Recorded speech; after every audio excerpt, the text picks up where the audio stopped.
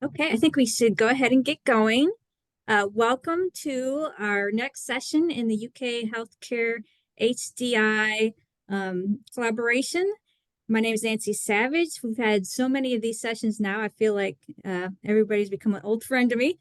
But today is February 14th, 2024, and we have three more sessions to go. We're very excited to have our presenter today, Michelle Lauer, with us, and she's going to be talking today on task analysis and writing inclusive job descriptions. So welcome, Michelle. Um, just a couple quick housekeeping notes, but we are recording this session, and we'll be sharing this link with others who are not able to join us today. And I'll be monitoring the chat box. So if anybody has any questions, I can keep an eye on those for Michelle. So I'm going to go ahead and just turn it over. I know we were just discussing how busy our week has been, and I think we're ready to dive into this subject. So thank you for joining us today. Great. Thank you so much for the introduction, Nancy. My name's Michelle Lauer, and I'm here today to talk about promoting work success with the use of job analysis. There we go. I currently work in HDI on the Retain Kentucky project as a senior job analyst. My background is I'm a certified safety professional with the board of certified safety professionals, and I have a master's in safety management. And I'm a 2023 Sarah Bennett Holmes Award winner for this process of job analysis and making inclusive job descriptions along with Dr. Kathy Shepard-Jones, Kimberly Wickert, and our HR manager. So really just to take a moment here and think about the purpose of a job description. Is this what an employer is posting on job boards to hire an employee? Or is this information an employer sends to a medical professional in a return to work or stay at work situation? How can we use this as a tool? How can we use this to hook and recruit candidates? Can we use this as a roadmap to working with our employees? And, isn't this a way that we as an employer is presenting ourselves and the expectations to potential employees? Also, this is a way that a candidate who's interested in becoming an employee uses this information to make an informed decision about the company and the specific job that they are looking at. So we're going to take a look behind the curtain and focus on the bones behind a job description and how to make it more inclusive. So according to an Indeed survey, 52% of job seekers say that the quality of job description is very or extremely influential on their decision to apply. People are interested in coming to work and being comfortable with being who they are and at the work. They want to be able to make connections, not only with the work they're doing, but coworkers. And they want to feel like they could come to work and contribute to the overall mission. So when it comes to recruitment and return to work, well-written job descriptions is one that's going to speak to diverse applicants about specific skill sets required.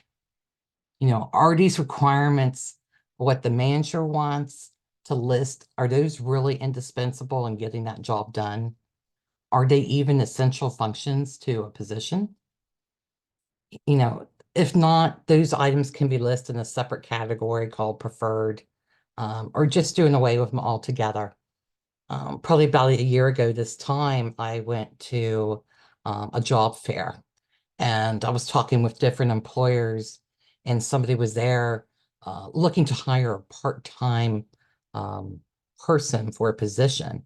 And they had over 20 items in their job description. I was asking how it was going and what type of response they were having. And they said, well, we're really not having hardly a response at all. And I said, well, do you need someone to be able to do all 20 of these items? And they said, no, we're really just looking for someone to do 3 or 4.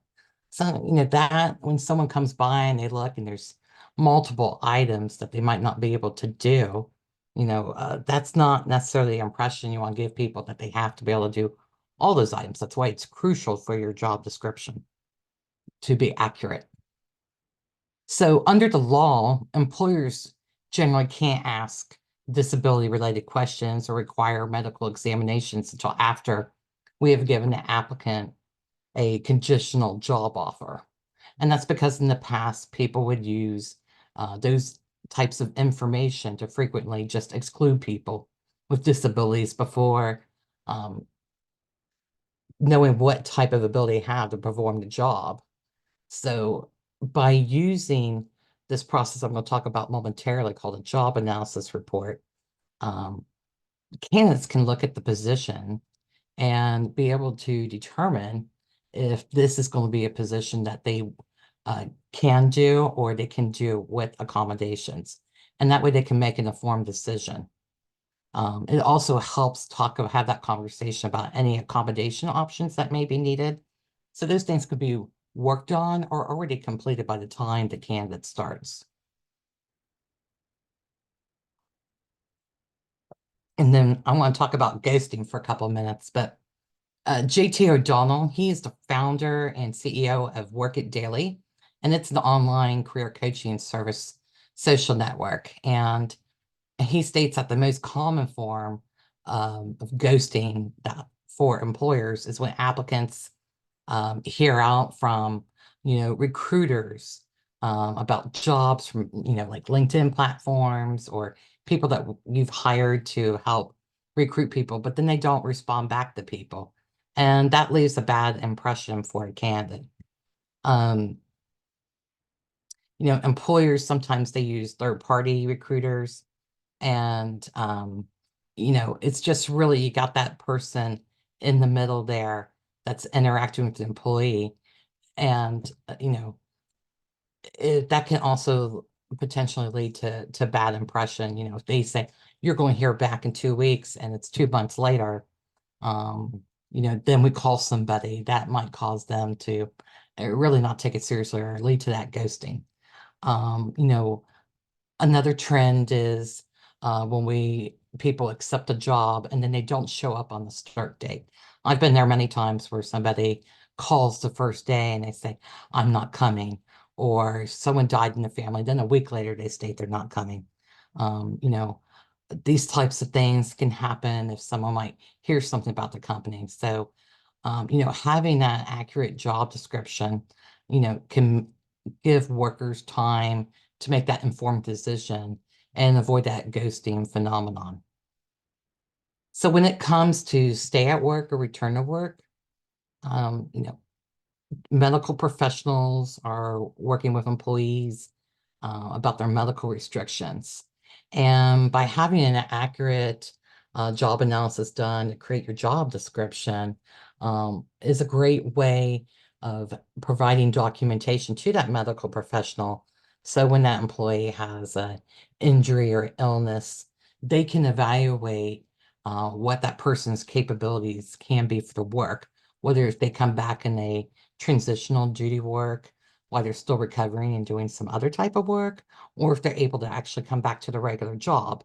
Unfortunately, sometimes a doctor, they don't get any paperwork and they're asking the employee, what can you do?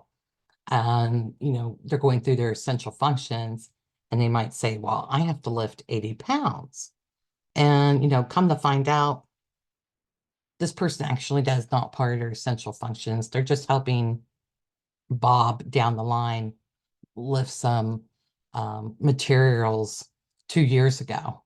And then, on the flip side there, as an employer, of making sure that you're putting out those essential functions that an employee may be doing, and that accuracy behind it. You don't want to downplay it.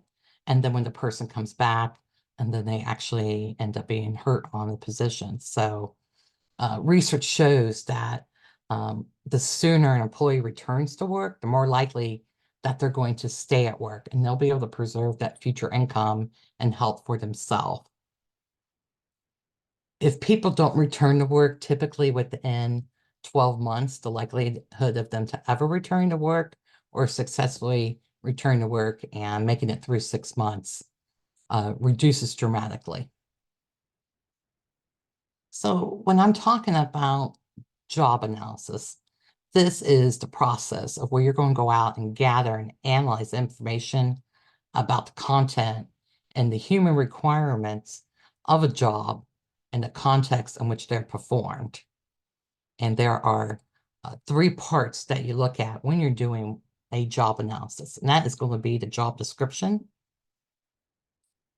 and that is going to be your title, your summary, your essential job functions, any environmental working conditions. You have your job specification.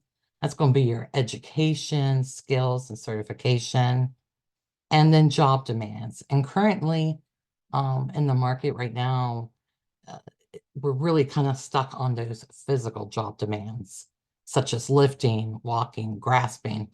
But how do we expand beyond this and make things more inclusive and functional? So at the beginning of a job analysis process is you're going to talk with supervision and human resources about the essential functions of a position. Then you would actually go out and to the work environment and watch the employee conduct their work of their different job functions. You're going to take measurements. You're going to weigh items, and it's important to be accurate. If not, it could be like being at Kings Island where they ask, I guess, how much does somebody weigh? And different people are going to have different responses. So, by taking along a scale or measuring tape, it helps to be accurate to make these um, job analysis have correct information. So that can apply to your inclusive job description. Then lastly, excuse me, actually speaking with the employee about the tasks and everything that you have attained ASTRFAR to make sure that what you've been observing is going to be accurate. One time I was doing a job analysis for a group, and it was right after COVID. So, there was so many disruptions in the supply chain, and some of their supplies had changed, but the job description was still stating that someone needed to lift 55 pounds. Well, that product did not exist in that weight anymore. It was 35 pounds. So by updating that job description, having to lift up to 35 pounds, that actually was able to reduce that amount from lifting, and more people would be able to look at that and say, hey, I can lift 35 pounds. Some people might look at 55 pounds and think that's too much, and I'm not even going to apply. So this is a benefit there of having these accurate measurements to be able to move forward with your job description. So when you're looking at those job duties in the job description, we're going to want to look at those essential functions. And the EEOC defines basic job duties are ones that an employee must be able to perform with or without accommodation. So the job duties that must occur in order for a business unit or overall business to function successfully. So while an employee might do other duties as assigned, those essential functions of the job are why that job was created, and that would cause harm to the business or organization if they were not performed. So when you're looking at that stay at work, return to work process, it is beneficial to ensure that the focus is on essential functions of the job.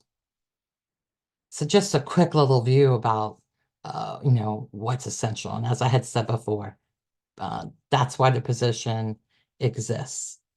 Are there other employees that do the function? You may have people who answer the phone for the phone line. How many people are doing this? Is it just this one person's responsibility? That is going to play in, is it essential? Is it functional, highly specialized? Does it require special skills, licensure, certification? For instance, and an attorney or someone who works in waste treatment. Those people are going to have licensures behind them. So that is going to make it essential. And then how much time is spent performing a job and how much weight does it carry? So you might have someone who's a payroll manager and they audit payroll 2 times a year, even though it only happens twice a year, but that is why this payroll position was created. Other items to also include in your inclusive job description and is called environmental working conditions. So these are going to be a set of factors that are associated with the environment in which the work's conducted. And this can affect an employee's capacity to execute duties and tasks on the job. For instance, someone who has seizures, flashing lights, maybe something that feeds into their seizure, or someone with hearing loss might need an environment that has minimal noise. What about someone who works in a bakery position that might have a food allergy, such as peanuts? So those types of things to know up front by an employee or for a medical professional are very important. Now, we already touched on talking about physical job demands, but to make it more inclusive, we can consider psychosocial and cognitive demands of a position. So look at those psychosocial demands. These are ones that the job will allow organizations to determine whether any aspect of the job might be a hazard to workers' health and well-being. So are they monotonous? Is there an excessive amount of work that carries over? Is there going to be long periods of concentration? Is it strenuous? Will it weigh on your mental health perspective? If someone who's a first responder. Um, is this a machine-paced or is it self-paced? Then when we look at cognitive demands, that's going to include ability to learn and process and apply knowledge, and then skills associated with perception, memory, judgment, communication, and planning of tasks. So we'll take a quick peek here at part of a job analysis here. This was done for Custodio, the one I talked about earlier. And as we can see here, essential tasks talks about the cleaning of restroom, and then all these elements that go into cleaning that restroom.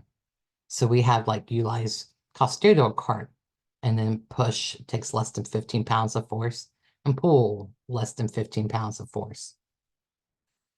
And then all the equipment that is used. So when you go over, here is a part of the physical job demands for the custodio. We will see here on that restroom. And up here's our key. So floor lift, knee lift, it's going to be an eyes. That's infrequent. 1 to 2 reps an hour, 2 to 20 times a day. So this is going to be 28 pounds. So that is how much a bucket of water to do mopping. So the floor lift is when they put it on the cart, and the knee lift is when they'll be taking it off. And so these are the types of items that we're looking at here. Now to go on, this one is for a human resources manager. I'll put the key up here. So in that cognitive, we are looking at the frequency of the task is going to be interacting with others, that they have clear work instructions, that they're continually supervising of others. That's psychosocial, frequency, you get to that task completeness. Occasionally there's some task variety. Occasionally there's uniform workload, and continuously there's going to be multiple tasks going on at the same time. So you might be surprised to learn that particular words and phrases could marginalize or alienate a large population of candidate pools. So it's not just about casting a wire net. It's also going to be about fostering an inclusive environment. And that's proven benefits, including better engagement, reduction of turnover, and better hiring results. And it also promotes fair, inclusive, and unbiased hiring processes from the start. So being specific enough on job titles, many places unfortunately use generalized job titles. Nobody is searching for heating operator four. You know, you want to use words like senior or more specific to what the working title is going to be. Another tip is to avoid industry jargon when you're writing your job descriptions. So for instance, in electrical industry, hot stick is pull forces, cherry picker, that's a bucket truck, can's a transformer. And then, really kind of lastly is just taking a look at our language. There's multiple of different sites out there where you can actually put your language in, and it'll let you know if your job language is inclusive. So here we have, hackers. Instead of using the word hackers, developer, digital native. You want to state technology skills or knowledge in social media. Talks to students, communicates with students, must be able to lift 50 pounds, move equipment up to 50 pounds. Must be able to stand throughout the day, must be able to maintain a stationary position. So I am going to end it there so I can answer any question. Oh, actually, I do have a full one here. Let me move up there in the slideshow. So here on the screen, can you still see the screen right here where it says functional job description? Yes, we can. Okay, perfect. So this is just an overall look of what a job analysis would look like. And this front page here is just going to have information about the employer and job details, breaks, lunch, how many hours, is there overtime? It gives a job summary and it talks about the working environments and hazards, any safety equipment or other types of tools and equipment, um, licensure, education, if there's any sensory requirements. And then it goes through. So the essential functions of this I'm a cleaner is cleaning of restrooms and cleaning of laboratories, cleaning of public areas, clean offices, classrooms, and then snow and ice removal. So then when all that gets filtered down here, you have it across your job demands, and you'll start out with your physical ones and then be able to go into your cognitive and psychosocial. So let's see here. I'll click on stop there. So that is the end of my presentation. I want to make sure I left enough time if anyone had a question or any feedback, that would be great. Well, I just want to point out that I think that's really cool. The example you showed with the specific, like really detailed information about polling and the force needed for Mhm. certain job. I think there's a few jobs in my lifetime I would have liked to have had a little bit more detailed. Mhm. When I was younger, maybe especially, and I wasn't really Mhm. that sure about, the job in the beginning. Mhm. And Yeah. also the inclusive language suggestions. Do you have any preferred sites you like to go to for if you need help with MIT that? has a great one that people can use. I will look that up as we're talking here. Okay. Um, and it's really neat where you can just put the language in. I mean, if you put that you're looking for a ninja rock star, that not necessarily doesn't mean only young people will apply. There's many people who might be an introvert or, Right. that is just not something people are interested in. And um, uh, it's just, it's great to just be specific about who you're searching for. Right. And the nice part about that kind of a form, it can be manipulated for some other items. So, pairing of students with internships, it could be massaged just a different way Right. and it can go down through the opportunities. And that way there's a better chance of pairing for long-term success. Michelle, this was really great. This is Takia. Um, I guess when we're looking at the job analysis Mhm, questionnaire and the JAQ, we call that here, and Jennifer's on here, Jennifer Seguenza, so I don't want to say mhm, this incorrectly. I want to say we have that stuff. I know we have a lot of it, but I guess just from a bird's eye view, when is it recommended that this be done? mhm, And is there a time we should target more specifically than others? Because I know you talked about return to work, mhm. stay at work. Is there a recommended time that this be done? I really think if you're looking at, let's say UK healthcare, I mean, Yeah, there's it's a thousands of lot. people in Yeah. jobs.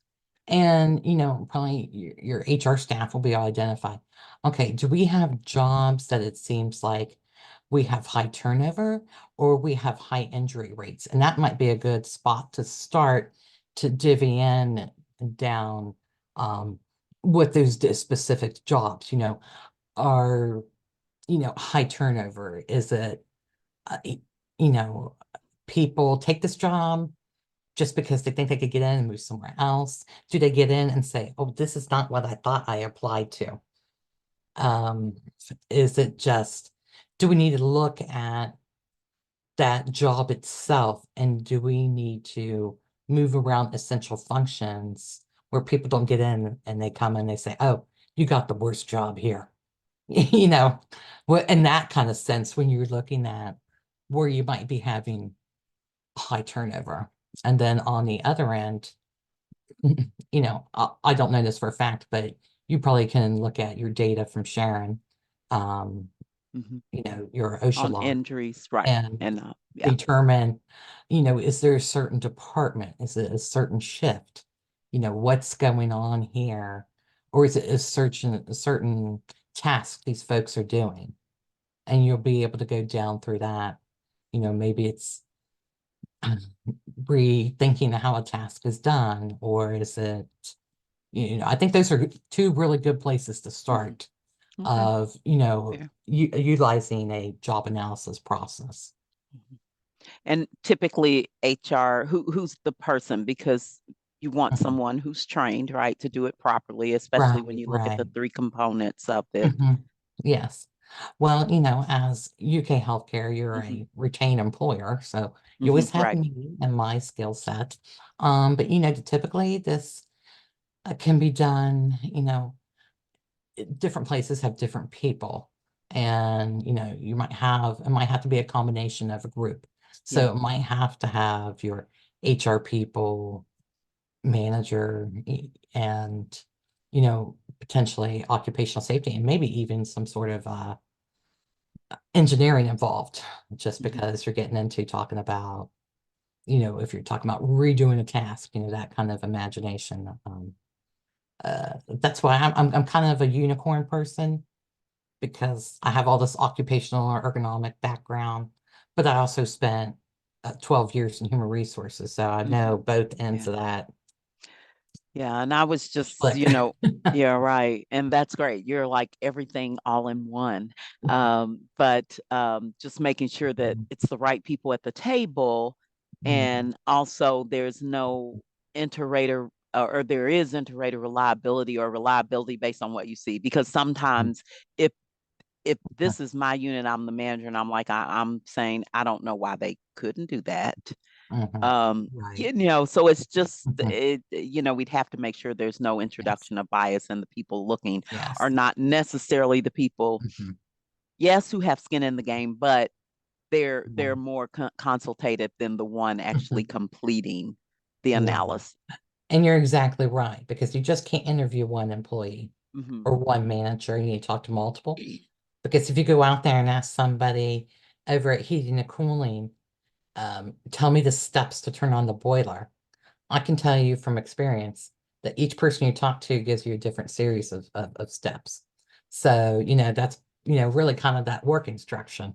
It's like, it is like lifting a pebble and then there's a rabbit hole right there. Yes, it can get there's, that I think that's why it would be important to kind of start in some areas that, could potentially give you some benefit. And then as time goes on is, when you're evaluating your job descriptions, that I'm not sure if you guys do yours on an annual basis or how you do that, but looking at those updates, or does purchasing, do they supply you all a list where you've had a replacement of materials of, we no longer buy Ajax, now we're buying Comet in this size, that kind of stuff. There might be reports out there that just aren't ran, or maybe they come and, there's yeah, lots of different avenues. Something to chew on. Well, our time's already up. It goes by so fast every time. So we will first thank you, Michelle, and thank you for everybody for joining us today from UK Healthcare. And we will be back on March 13th, where we'll be talking about healthcare access for people with disabilities. So And thank you, Nita, everybody. I'll send and you have that a- website. Thank you. Thank you. And have a good rest of your day, everyone. You too. I'll share the Bye-bye. recording. Thank you. Bye-bye. All right, thank you. Bye-bye.